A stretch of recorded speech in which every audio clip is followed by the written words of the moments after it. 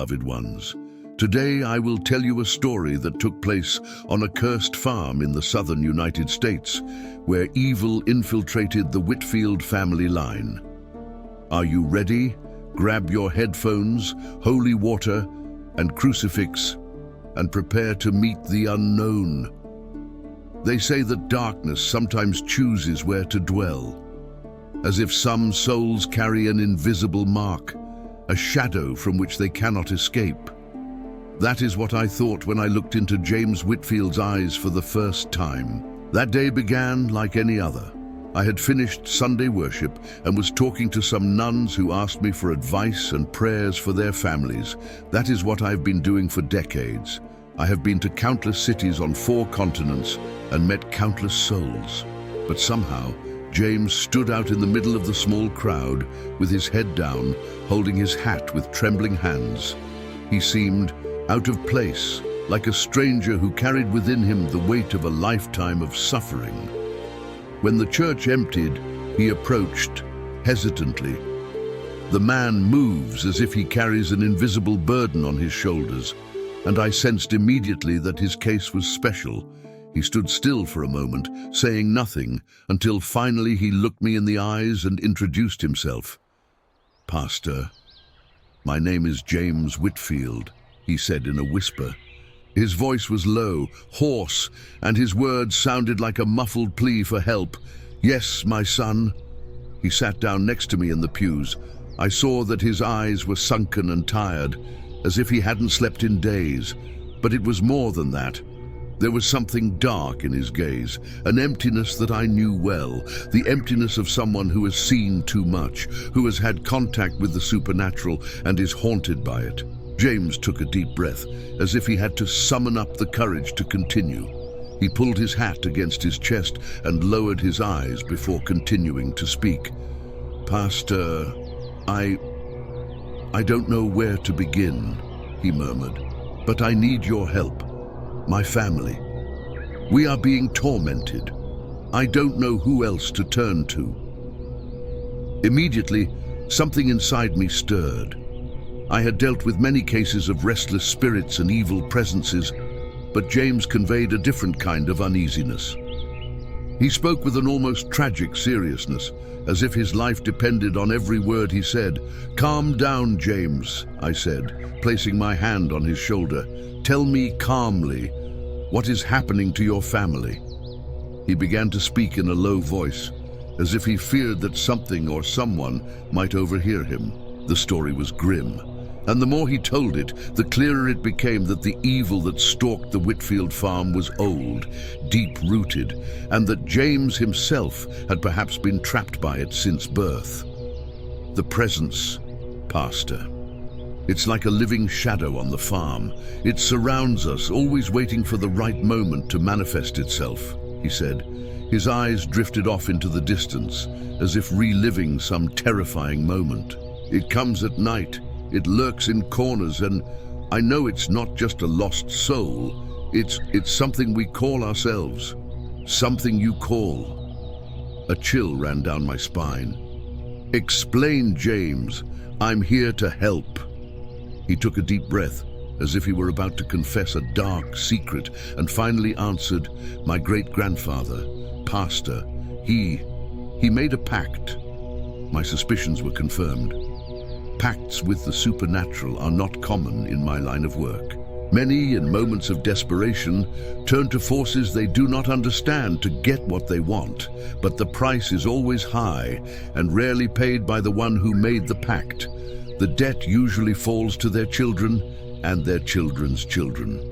James explained to me that for generations, his family had suffered from a silent curse, something that had been passed down from father to son, a presence that had followed them and seemed to feed on their suffering.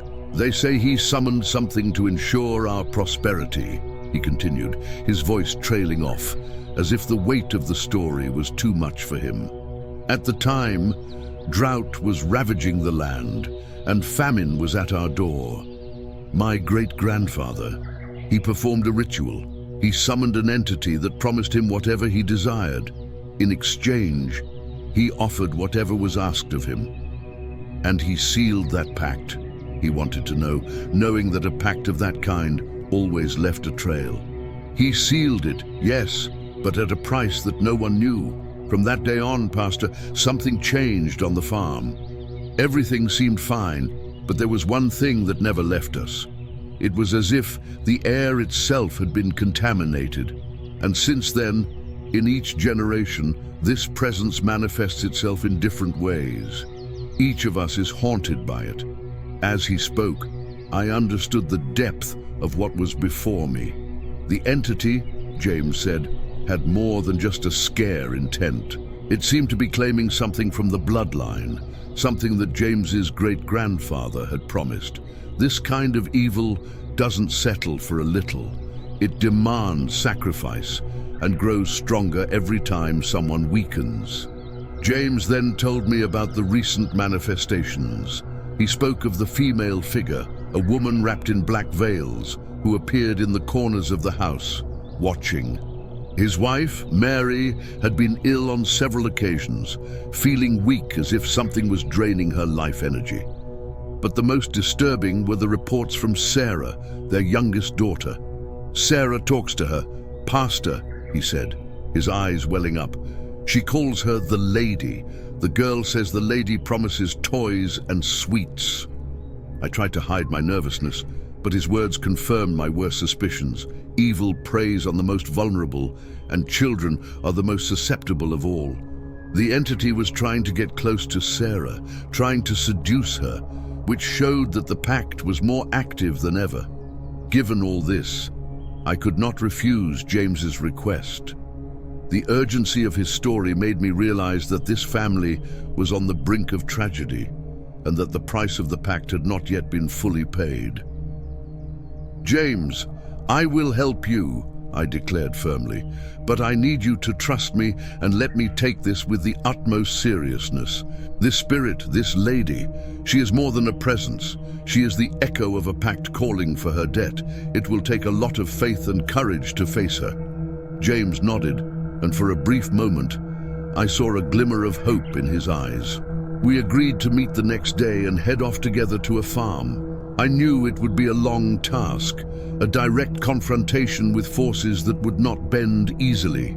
That night, I could not sleep. I remained in meditation and reflection, preparing my mind and spirit for what was to come.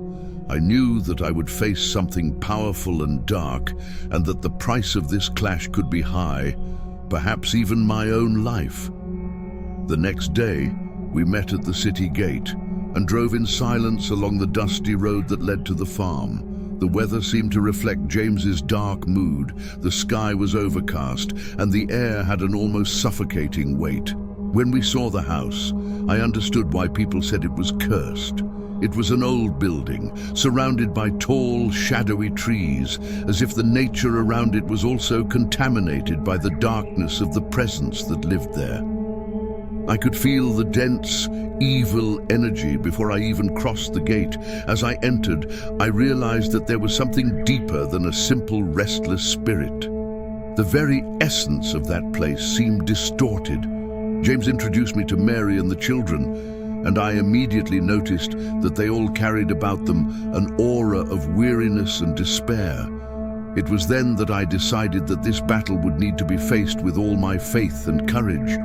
I knew that I was facing a powerful evil, an ancient spirit that dominated that land, and that only through a hard and persistent struggle would we have any chance of victory. With a verbal prayer and renewed determination, I began my mission to free the Whitfield family from the curse that imprisoned them. The road to the Whitfield farm was long and lonely, and as we progressed, it seemed that the world itself grew darker.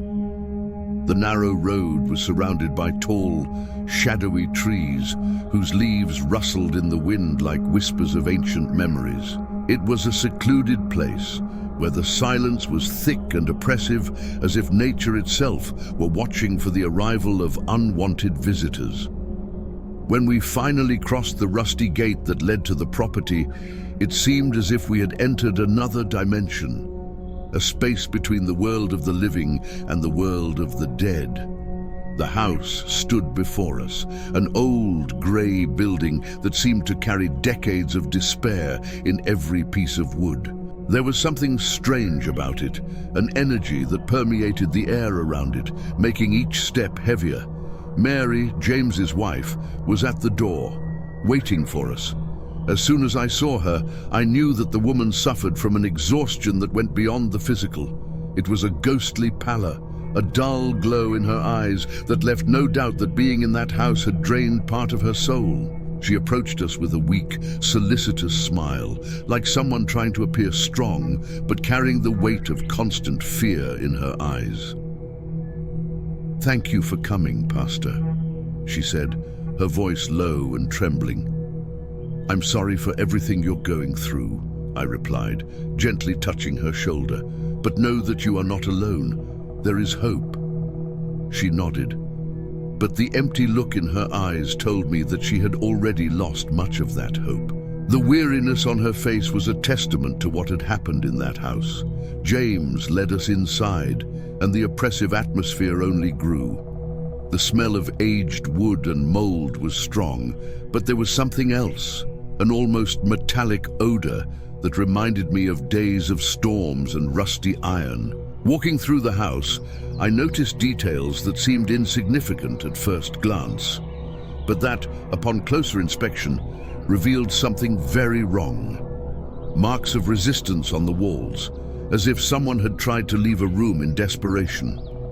Unlit candles placed in specific corners, with traces of wax indicating that they had been used repeatedly, and crucifixes nailed to doors and windows, an attempt to ward off evil that clearly had had no effect. Mary and James introduced me to the children, Sarah and Robert, a little girl of 6 and a boy of 4.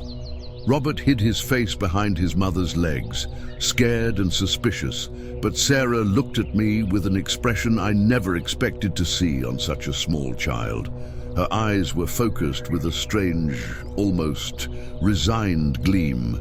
She was a child, but her gaze held a disturbing maturity, as if she had seen more than a soul of that age should. "The lady said you would come," she whispered, fixing her eyes on me. The words took me by surprise. I felt a chill run through my body, and for a moment, I thought my ears were deceiving me. "The lady?" I asked, trying to hide my nervousness. Sarah nodded, her face impassive. "She lives here with us. She said you are brave." There was no fear in her voice, just a strange certainty, as if she were telling something common, something that was part of her daily life. And maybe it was.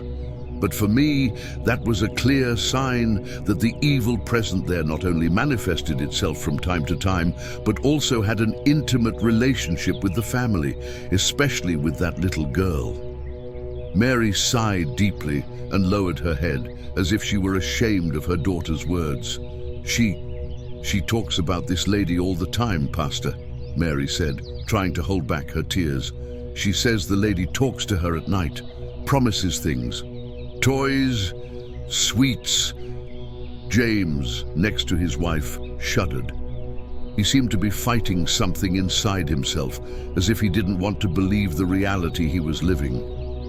He put his hand on Mary's shoulder, and the couple exchanged a look of sadness and despair. "Sometimes we hear footsteps in the house when we're all downstairs," he murmured. "The floor creaks, and we feel a presence. It's like someone is watching us all the time. At first we thought it was all in our heads, but it's not." I asked permission to walk around the house and get a closer look. James and Mary agreed, and I began my inspection, feeling the weight of the atmosphere as I walked. With each step, a feeling of unease grew, as if something invisible was following me, watching my every move. I reached the hallway that led to the bedrooms. The air there was chilly, much colder than anywhere else in the house. I felt a shiver run through my body, and I clutched the crucifix I was carrying with me tightly. It was then that I heard a suggestion, low, indistinct, as if someone were speaking from afar, but close enough for me to know it wasn't my imagination. The words weren't clear, but there was a mocking tone to the whisper. as if an unseen presence was amusing myself with my uneasiness. I remained silent, praying softly, and continued my walk to Sarah's room. As soon as I entered the room, I realized that it was the epicenter of some disturbing energy. There was a doll on the bed, and when I looked at it, I had the impression that its eyes were fixed on me with an almost human expression. Next to the bed, a wooden chair was facing a window, and I felt that many times someone or something sat there, watching the outside like a dark guardian. When I left the room, I returned to the hallway, and it was then that something unexpected happened. Sarah's bedroom door closed by itself with a bang that echoed through the house. I felt my heart race, but I remained calm. I knew that this entity wanted to instill fear, and I could not give it that pleasure. I returned to the living room, where James, Mary, and the children waited in silence. I told them what I felt in the hallway and in Sarah's room, and Mary confirmed that, since the girl started talking about the lady, that room has never had peace again. "The energy in there is heavy, Pastor," she said, trying to hold back her tears. "It seems that something has taken over her room, and sometimes it even seems to have taken over my daughter." Those words weighed heavily on me. I understood that an entity had chosen Sarah as its channel, its way of connecting to the world of the living, using the innocence of the child to strengthen itself. I asked to spend the night in the house, as I wanted to observe the manifestations more closely. Mary and James prepared a mattress in the living room for me, and they stayed there, keeping vigil, with a lit candle and the crucifix in their hands, reciting prayers in silence while they waited for the result. That night, I felt the presence of the lady for the first time. During the first few hours, everything was quiet, and for a moment I thought that perhaps my presence there had inhibited the entity. But close to midnight, I heard a sound coming from upstairs. They were slow, heavy footsteps, which made it clear that they were coming from Sarah's room. I took a deep breath and began to pray as the footsteps continued down the hallway to the top of the stairs. Then I saw it, a figure shrouded in shadow, a black veil covering its face. It was standing at the top of the stairs, coming straight toward me, even though its face was obscured. The figure didn't move, just stood there, a silent but overwhelming presence. My entire body shivered, and the air seemed to grow heavier and heavier, as if I were sinking into an invisible darkness. I tried to recite a prayer out loud, but my voice came out weak, choked by the weight of the presence. The figure slowly dissipated, like smoke, but the feeling of fear remained. I knew it was watching us, waiting for the right moment to act. The next day, I told James and Mary about the figure. They weren't surprised. Apparently, that lady in the black veil was already a frequent visitor to the house, especially when Sarah was sleeping. James's face showed a deep weariness, like that of a man who carried the weight of generations. And I knew that that entity was getting closer and closer to achieving its final goal, the full payment of the pact. After that first night at the Whitfield farm, it was clear that we were dealing with something that transcended the boundaries between the material and spiritual worlds. The figure wrapped in black veils, that lady who prowled the hallways, was more than a restless spirit. She was an ancient and powerful entity, linked to the family lineage inherited by a dark pact that had left deep scars on their souls. I knew that I would need more information to understand how to deal with that presence and, above all, with what it wanted. After a conversation with James the next morning, I asked to look through his family's old possessions, especially those that had come from his great-grandfather, the man who, according to the story, had made the pact. James led me to the attic, a dark, dusty area that had not been visited in years, it seemed. As soon as we opened the door, a blast of cold air enveloped us, and we felt a strange pressure in our chests, as if something invisible wanted to keep us from entering. James hesitated for a moment, but at my nod, he took a deep, steady breath. Inside, the attic was filled with old trunks and boxes covered in musty sheets. There was a peculiar smell in the air, a rotten odor mixed with something metallic, like the smell of rusting iron. Walking through the cramped space, I felt as if each object carried a part of the darkness that hung over a farmhouse. "That's it," James said, pointing to a trunk that was stacked beneath other boxes. It looked old, much older than anything I'd seen back home. The wood was dark and dry, and the trunk was adorned with symbols I didn't immediately recognize. With effort, we pulled the trunk out, pushing aside the boxes that covered it. Opening the lid, we found a strange and disturbing array of items. There were a number of black candles, now just dust-covered stubs, and the remains of small bones that were clearly not from ordinary animals. Beside them, an old leather notebook with yellowed, dingy pages caught my eye. That notebook, it was my great-grandfather's, James muttered, visibly disturbed. "I've never been able to read it all the way through. What little I've seen, it doesn't make sense." Carefully, I opened the notebook. The first few pages were scrawled, jumbled notes, as if written with a shaky hand. The text told of a terrible drought that had been ravaging the region when James's great-grandfather owned the farm. The family had been starving, and the crops had failed for several years in a row. Desperate, the great-grandfather began to seek help in darker ways, consulting forbidden books and practicing secretly away from the eyes of his neighbors. As he leafed through the pages, the notes became increasingly disturbing. There were accounts of rituals performed at midnight in the woods surrounding the farm, and of an entity he had summoned on a full moon. He referred to her as the Keeper of Promises.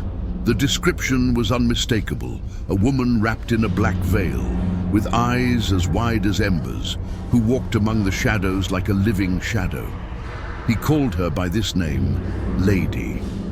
It was the same figure Sarah had described, the same entity that now haunted the house and tormented the Whitfield family. My heart raced as I read the passages in which he recounted the pact. James's great-grandfather asked for abundance for his land, protection for his crops, and abundance for his family. In return, he offered his eternal loyalty and promised something that I only understood after reading several pages. He offered the Whitfield lineage's collateral, that which he could not control or predict. The blood and souls of his descendants would be the debt he would leave as a legacy for the future. This entity, the Keeper of Promises, accepted the pact, but on one condition: she would not appear openly, but would always be present, a shadow in moments of despair, a voice in nights of torment, and, in each generation, she would appear to claim her payment, a soul, a life, a promise of fidelity that would never be broken. As I read these words, I felt the weight of the curse on that family. Great-grandfather had sealed his fate and that of his descendants with an entity whose power surpassed all limits. This kind of pact was not something that could be undone with simple prayers. It was like a deep mark, engraved in the very soul of the Whitfield family. "What are we going to do, Pastor?" James said, his voice shaking as he took in my somber expression. "James," I said, closing the notebook and holding it tightly, "this presence haunting your family is more than a restless spirit. It is an entity that has been summoned for a purpose, a debt that your great-grandfather left behind. It is not here just to haunt. It has come to collect on the pact." James swallowed hard, and his face grew even paler. He ran a hand through his hair, visibly distraught. "But my family has suffered so much. Why is it still here? What more does it want?" "It wants what was promised," I replied, feeling the weight of each word. "And each generation of yours will, in some way, be bound by that pact. Your daughter, Sarah, she is being manipulated by the entity. for the lady sees her as one of the promises of the agreement. She is the weakest link, and that is why the entity approaches her. The debt her great-grandfather left remains active, and until it is satisfied, the keeper of promises will not rest. James fell to his knees, his expression filled with despair. I knew that truth was difficult to accept, but there was no other way to face that entity without understanding the nature of the pact. It was an oath made under a mortal condition, and the forces it invoked were relentless. With the notebook in hand, I continued to read while James remained beside me in silence. There was a passage in the diary that described the ritual that his great-grandfather would perform. He summoned an entity in a circle of black candles, offering blood as a sign of his submission. That night, he swore that his descendants would always serve the keeper of promises, and that she could take whatever she wanted from his lineage whenever she saw fit. I realized that the only way to confront this presence would be to confront it directly, but I knew that this would carry great risk. If James's great-grandfather had offered up his entire bloodline, then this entity had legitimate dominion over them. To undo the pact, one would need to confront the very place where the oath had been made, the center of the forest, where the pact had been sealed. As I closed the notebook, my mind felt heavy and my heart ached. I knew that my task would not be easy, and that James and his family would face a test of faith and courage. "James," I said, my voice firm, "it will take all our faith and determination to break this cycle. It will not be easy, and the path is dangerous, but we must go to where it all began. Only there will we have a chance to undo the pact and free your family." James nodded, still trembling, but with a spark of hope in his eyes. "Pastor, I will do whatever it takes. I've already lost a lot, but I will not lose my family to this entity." And with that decision, we knew that the next step would be the riskiest of all. We were ready to face the keeper of promises directly, in a desperate attempt to break the curse that condemned the Whitfield family. After discovering the origin of the pact, we knew that our fight against the entity would be long and dangerous. The revelation of the ancient notebook and the notification that the entity was linked to Sarah brought an even greater urgency to our confrontation.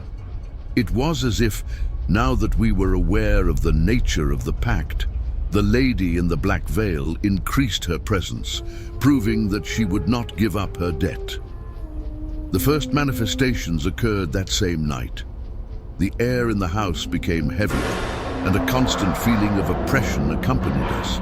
James and I took turns keeping vigil, while Mary tried to calm the children, but fatigue and fear overcame us. As soon as the sun set, the temperature in the house plummeted. There was a cold draft that seemed to come from every room, bringing with it a rancid smell of decay. As we prepared to face another night, Sarah began to act strangely, as if in a trance. She mumbled nonsense and stared into a dark corner of the room, as if she saw someone there. "Sarah, who are you talking to?" I asked, trying to keep my voice calm. She turned her face toward me, but her eyes were not the same. They seemed dull, distant, as if they were a window to something beyond this world. "The lady is here, Pastor," she said in an icy whisper. "She said she is waiting for you." That answer made me freeze. An entity was using Sarah to communicate, trying to infiltrate the house through the child's mind. James stood beside me, visibly disturbed, but restraining himself from reacting abruptly. We knew that any show of fear would only strengthen the entity. As the night wore on, the consequences became more intense. We began to hear heavy footsteps upstairs, even when we were all gathered in the living room. The floor creaked as if someone or something was pacing back and forth, circling the stairs. With each new sound, the tension grew, and I felt that the entity was testing us, trying to gauge our resistance. It was then that the lights in the house began to flicker, and a cold wind swept through the room. extinguishing the candles we had lit. We stood in the semi-darkness, with only the pale glow of the moon coming through the windows, and I realized that this was the moment it had chosen to fully manifest itself. Suddenly, a low, hissing laugh filled the room, coming from all sides at once. Mary spoke, clutching her children tightly, while James held the crucifix I had given him, trembling, visibly terrified. "The pact will never be broken," he said. His voice whispered, echoing off the walls and filling the air. "I am here to reclaim what is mine." That sentence, spoken with cold certainty, made it clear to me that the entity was growing stronger, feeding on the family's fear and despair. I remembered James's great-grandfather's notebook and notes, and knew that we would face an uphill battle to free the Whitfield line from that evil promise. That same night, shortly after the manifestation, Mary began to show signs of partial possession. She was weak, exhausted, and her appearance resembled that of someone who had not slept in weeks. As I prayed aloud, she began to mutter words in a language I didn't recognize, her eyes wide and staring into space. Her voice, which had been soft and delicate, became deep and hollow, something that seemed unnatural. "She is here," Mary murmured, each word coming out with a strange difficulty, as if something were trying to speak for her. I approached, holding the crucifix in front of her, and began to pray more intensely, asking for protection and deliverance for Mary. She spoke, a demonic and disturbing voice, and began to writhe, as if she were being pressed by an invisible force. James, desperate, tried to hold his wife, but soon realized that it was better to let me conduct the ritual. As Mary struggled against the presence, she felt an invisible pressure, a dense energy that seemed to fill the room. The air became so heavy that breathing became difficult, and I began to sweat coldly, even though the temperature was getting lower and lower. As a last-ditch effort, I managed to free Mary from the entity's influence, but without consequences. She fell exhausted to the floor, and when she woke up, she seemed even more fragile, as if each possession had sucked part of her vital essence. Her paleness was astonishing, and I knew she wouldn't be able to withstand many more manifestations like that. Meanwhile, Sarah continued to be the entity's main target. She would become more distant, oblivious to her family's fears, as if she were in a world apart, in a trance that kept her connected to the lady.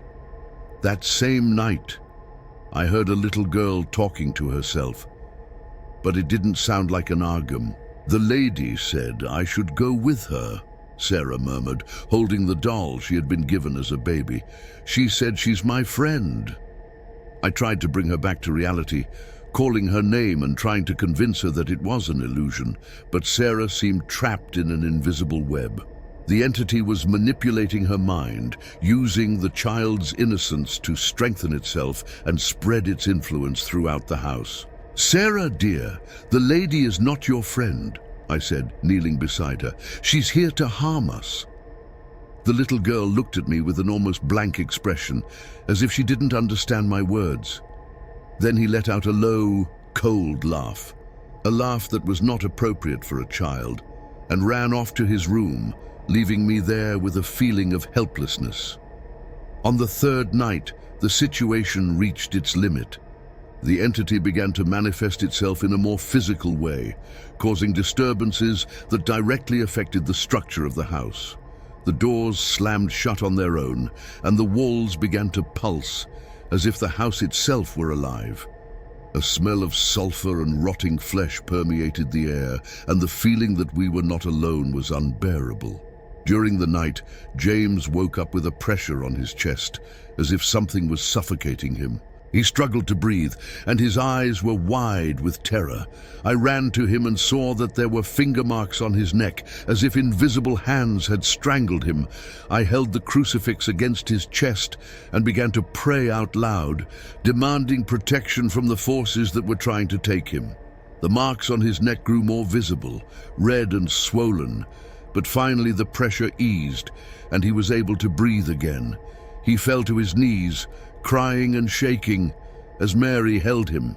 "The lady," she said. "I'm next," James whispered, his voice breaking.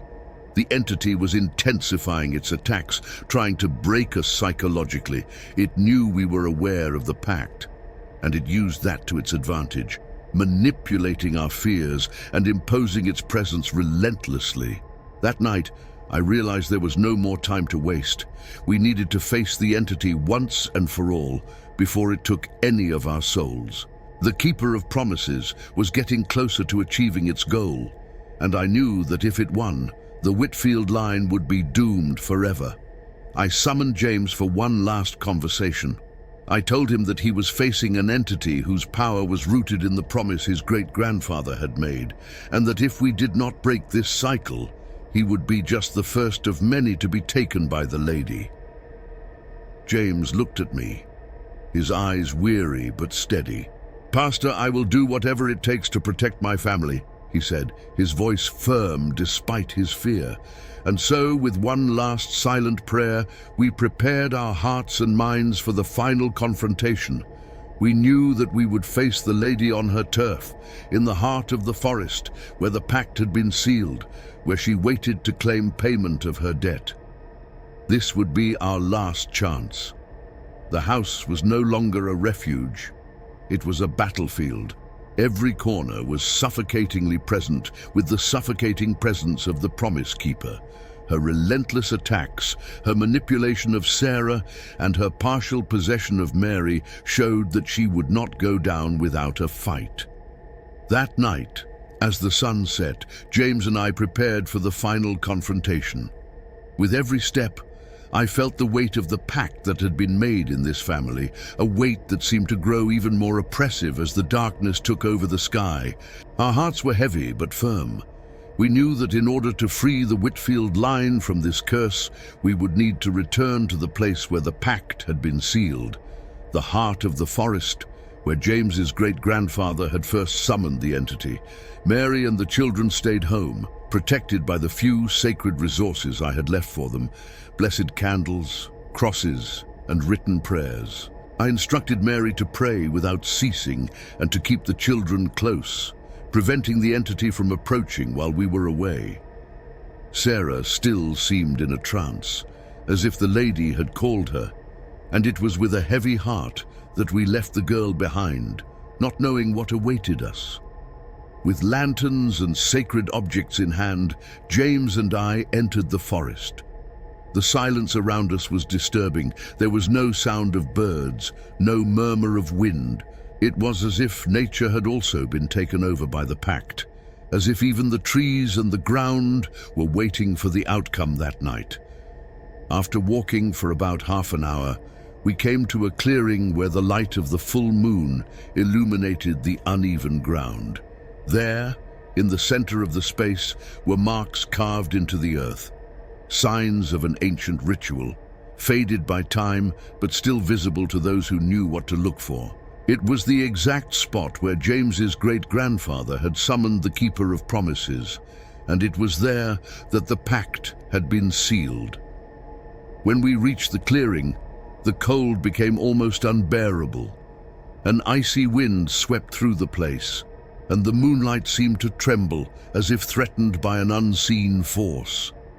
James joined me, clutching tightly the crucifix I had given him, and together we began to prepare the ritual of liberation. "James," I said, keeping my voice steady, "we will need to be completely focused. We cannot hesitate. We cannot show fear. She will try to manipulate us, but we must resist." He nodded, his eyes fixed on the ground. He knew that this was the most important moment of his life, and that the fate of his family depended on what we did there. We placed candles around the clearing, creating a circle of protection, and I began to recite sacred passages, calling for divine protection and the breaking of the evil pact. In the middle of the prayers, I felt a presence take shape. It was as if the darkness around us was condensing, creating a figure shrouded in shadow. When I looked up, there she was, The lady, the keeper of the promises, a female figure covered in a black veil, with a cadaverous pale face and eyes that glowed like embers.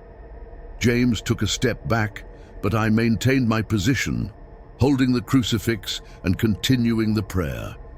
She advanced slowly, her footsteps echoing in the clearing, even though the ground was covered in leaves.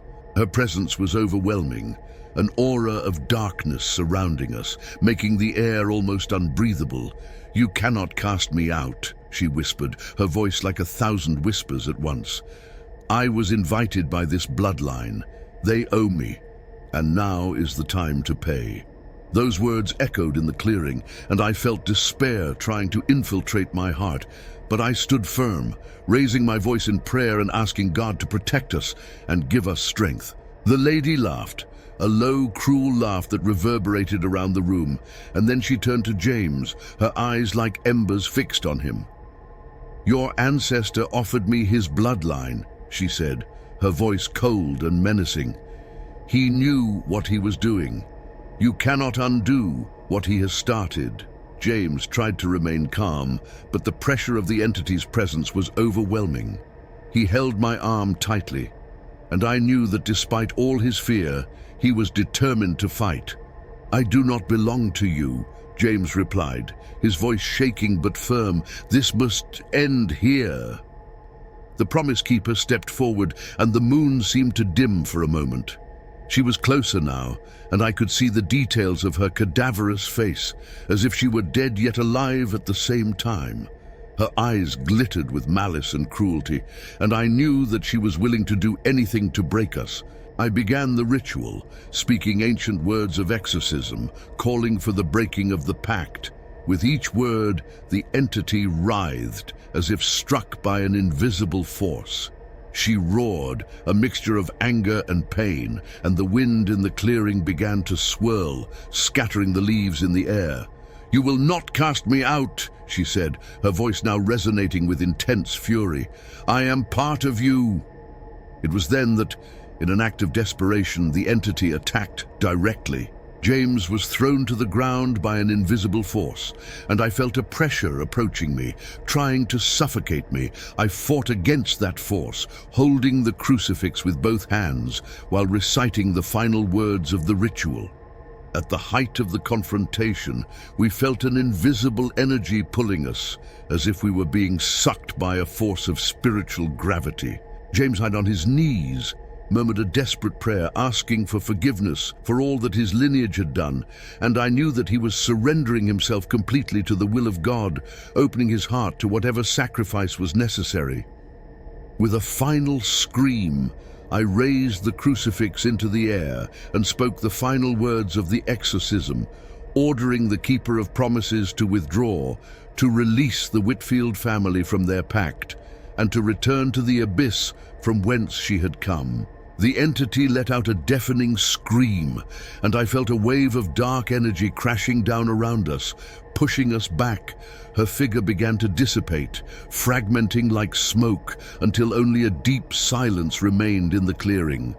The moon shone brightly once more, illuminating the empty space where the Guardian had once stood. James, still kneeling, looked at me with tears in his eyes. We knew the confrontation had been positive, but the price had been high. He felt a sudden pain in his chest and realized that the entity had left one last mark, a sign of its power, a reminder that the pact, though broken, had taken its toll. He pleaded with difficulty, and together we walked back to the farm, feeling the weight of what had just happened. When we arrived, we found Mary and the children waiting for us. Sarah, previously in a trance, seemed awake, free of the lady's influence.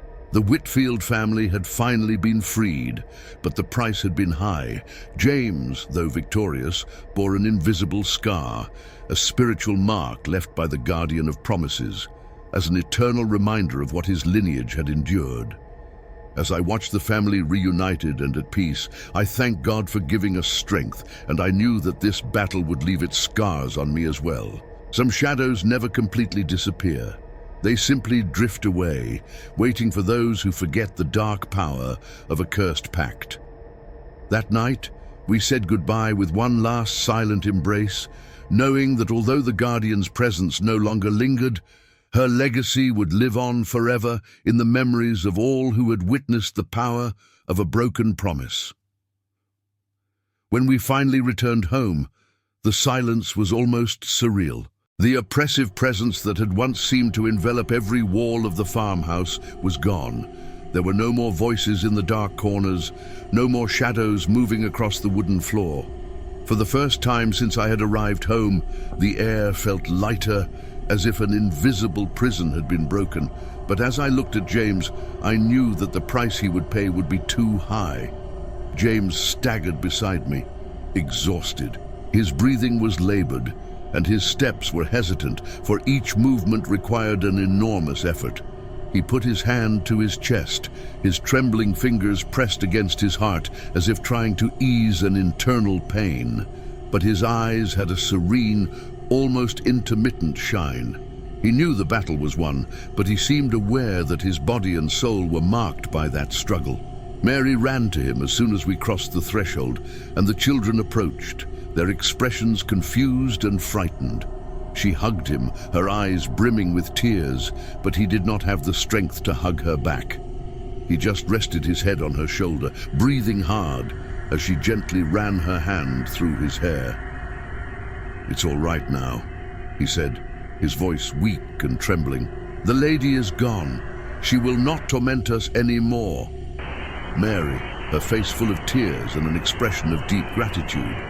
But when she looked at James, she realized that something was wrong. His face, previously marked only by fatigue, now revealed an intense pallor, and his skin seemed colder than usual.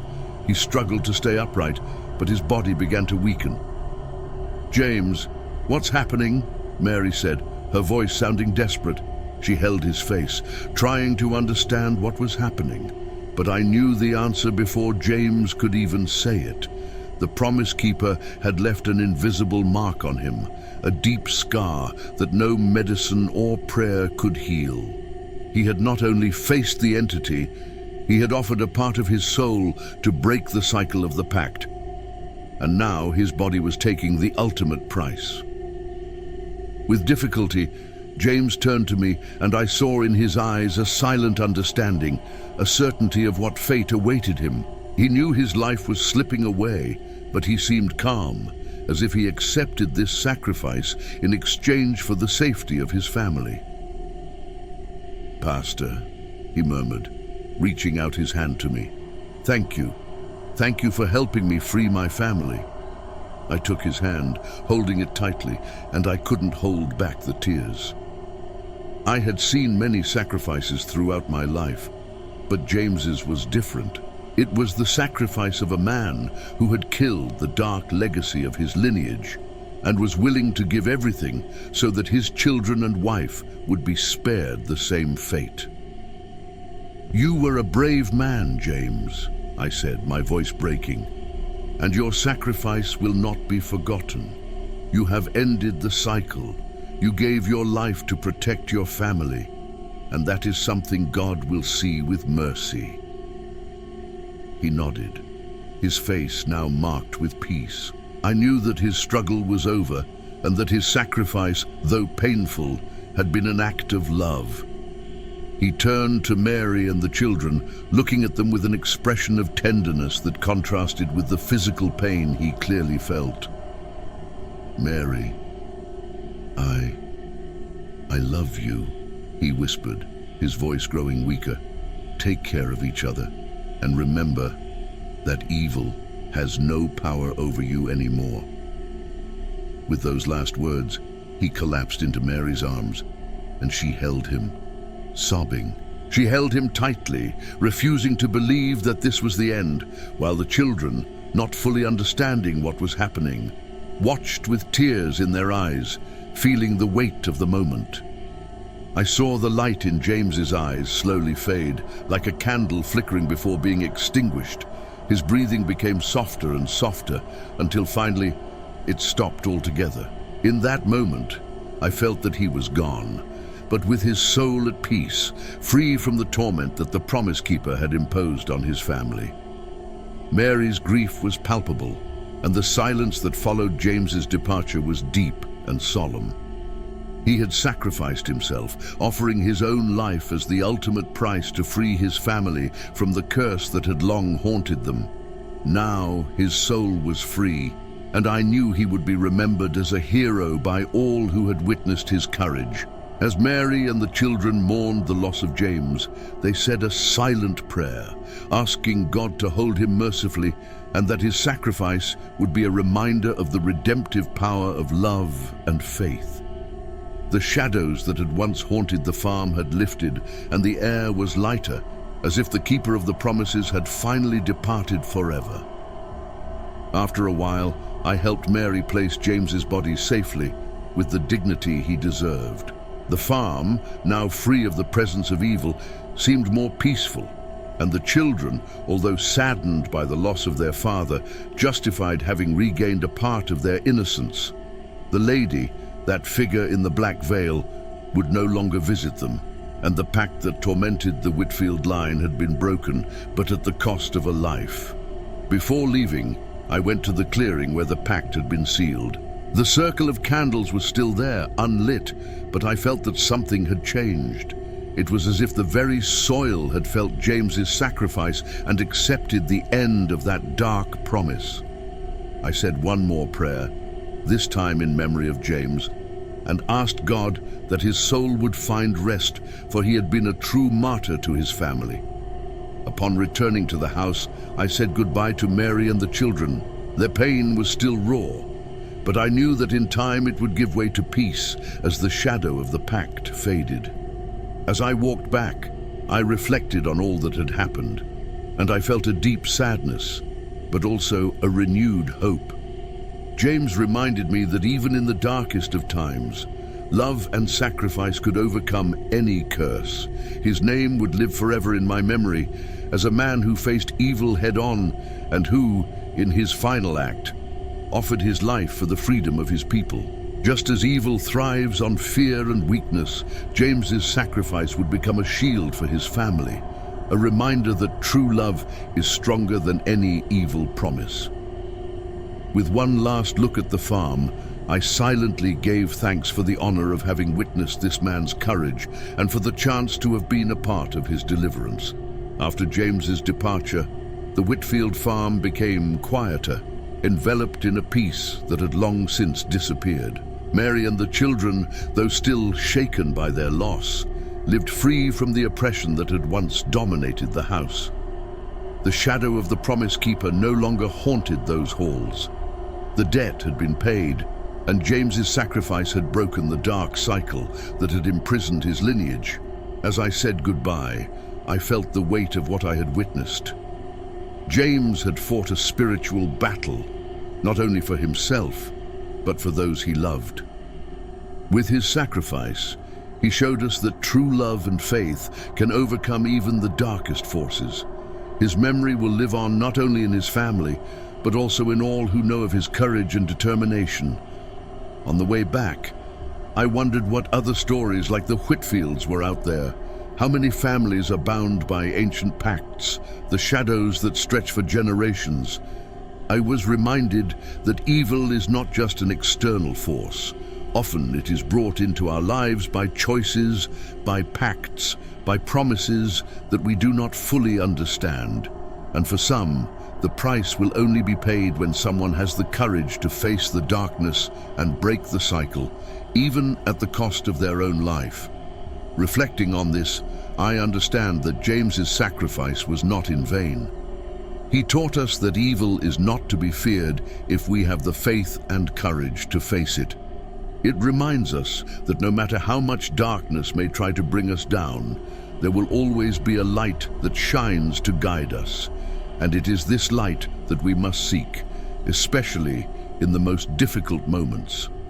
If you like this story and want to follow other scary and mysterious stories like this one, don't forget to subscribe to the channel, leave your like and activate the notification bell. Numerous Zone. That way, you won't miss any of our stories and help us continue bringing these chilling stories to you. If you have a macabre story and would like to have it narrated by me, contact me by email. And stay tuned, because tomorrow I will bring a new story, and I guarantee you won't want to miss it. See you tomorrow for another dive into the shadows. Until then, my loves.